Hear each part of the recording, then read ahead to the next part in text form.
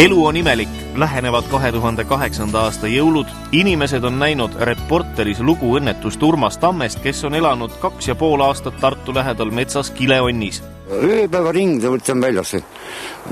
Elu, ei ole. Hoolimata kõigest me ei pelga raskusi, aga mis siin ikka vinguda. Eesti rahva süda on kaastundlik. Urmase jaoks hakati raha koguma, et mehel oleks koht, kus olla. Me kogume Urmase jaoks raha, et osta talle Aagis suvile. Samal ajal avab Tallinna kesklinnas uksed üks isemoodi baar. Baari ja Tamme loo kõrvutamine pole etteheide loomakohviku pidajatele. Elu lihtsalt on selline. Aga sellesse õdusasse paika võivad kõik hoolealused koos omanikega julgelt sisse astuda. Välja ei aja neid mitte keegi. Võite tulla kas või koos hobusega, kui uksest sisse mahute. В нашем баре вы можете прийти со своим питомцем, с любым. Главное, чтобы оно было воспитанное животное. Valeria on üleüldse üks väga-väga suur loomasõber. Seda näitab ka baari sisustus. Kõikjal on lemmikloomade kujud, seinu katavad loomade pildid. Nii mõnedki piltidel poseerijatest on kuulunud või kuuluvad kohvikbaari omanikule. Koera-kassi baari saab reserveerida ka pidudeks. Seda võimalust kasutasid Yorkshire Terrierid koos omanikega muidugi. Kokku tuli 20 inimest ja peaaegu sama palju karvaseid rõõmukerasid. Peeti jõulupidu. Mõte ei olnud üldse uus, selles mõttes, et ma olen korraldanud juba selle aasta suvel korraldasime kokkusaamise ka just sellele samale tõule koerte jalutusaias nagu väljas, aga kuna praegu on ilm on külm ja ei ole kuskil õues olla, siis me juhuslikult avastasime selle koha. Ja siis mõtlesime, et teeme siin juba nagu uhkema banketi moodi, et on söögid, joogid ja saab juttu rääkida ja koerad saavad mängida oma vahel. Üks korralik söögikoht pole aga mitte midagi väärt ilma maitsva toiduta. Lisaks korralikule joogikaardile on ka jõulupeo menüüs arvestatud pea kõigi külastajate soovidega. Kõhu peaks head ja paremat täis saama nii inim- kui ka lemmikloomad. У нас есть меню для всех. Для крыс, хорьков, морских свинок, кошек, собак.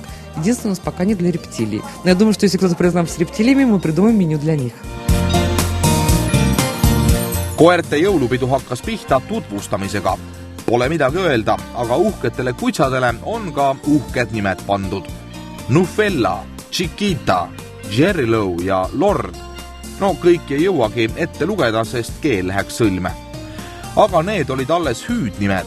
Kuninglike passinimede kõrval nagu Beller Öre Extreme Beauty või Mari Osis Flower kõlavad näiteks meie lihtsurelike Eesti inimeste nimed nagu Ropp Anekdoot.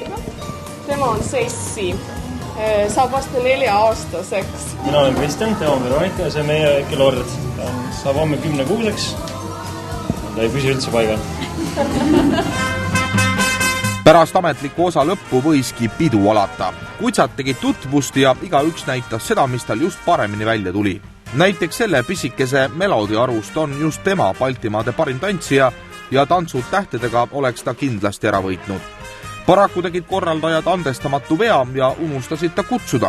Õnneks selline tühiasi ei vähenda karvavõrdki ühe hästi kasvatatud Yorki tüdruku tuju ja elurõõmu. Kui raske nüüd on siis sellist koera pidada? Ütleme, et väga raske.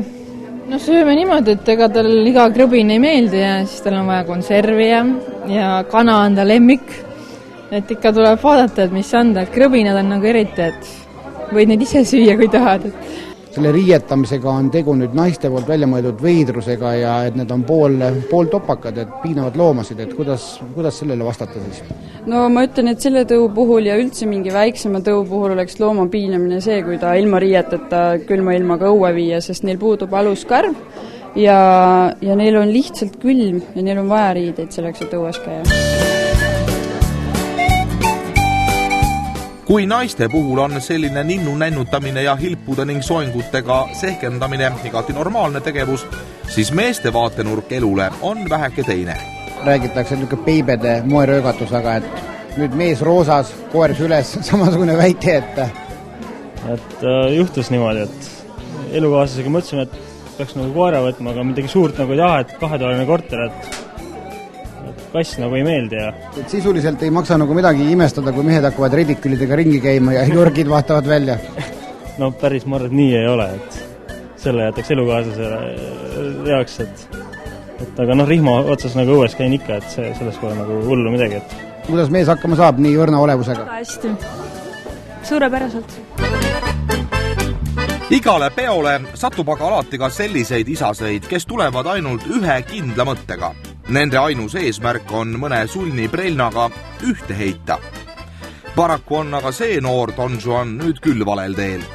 Niimoodi ehmatab ta ju kõik neiukesed eemale. Hiljem on aga paraku raske uuesti jutule saada. Isegi pallina põrkamine ei ava enam taevaväravaid. Tänapäeval on viisakas ikka eelnevalt peretada ja vähemalt veerand tundi mesijuttu puhuda.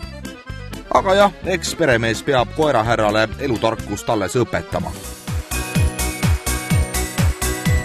Yorkshire Terrier pole Eestis veel väga laialt levinud tõug. Paljud eestlased pole selle veidi üle 3 kilo kaaluva koeraga kordagi kokku puutunud. Tegu on suhteliselt noore koeratõuga. Esmakordselt registreeriti Inglismaalt pärit kääbusterrier iseseisva tõuna alles 1876. aastal. Minevikus pakkusid nad kassidele konkurentsi ja olid hinnatud rotipüüdjad. Tänapäeval nad enam musta tööd tegema ei pea, neist on saanud populaarsed seltsi ja näituse koerad. Ka Eestis muutuvad nad aina popimaks. Paraku kaasnevad sellega ka omad ohud. Kõige rohkem sellise väikese niinimetatud moetõu puhul on oht selles, nagu Ameerikas on muutunud koerte varjupaigad, on täis jorkisi. Inimesed võtavad kergekäeliselt, nii nad jäävad. Sellised koerad leiavad muidugi varjupaigast kiiresti uue omane, aga nad on ikkagi ühe peremehe koerad, et nende süda murduks, et neid tuleb siiski väga-väga perekeskselt hoida. Loodetavasti tasakaalukas Eesti inimene talitab ikka arukalt ja ei hakka uisapäisa endale Yorkit võtma. Ilmselt poleks see ka väga paljudele jõukohane, sest tillukese iluduse eest tuleb üle 15 000 krooni välja käia. Jõulud on saabumas ja loodetavasti ei jõua siis ükski Yorki kingikotti. Need, kes tahavad seda tõugu koera võtta, peavad arvestama, et tegemist on tõelise portselankoeraga.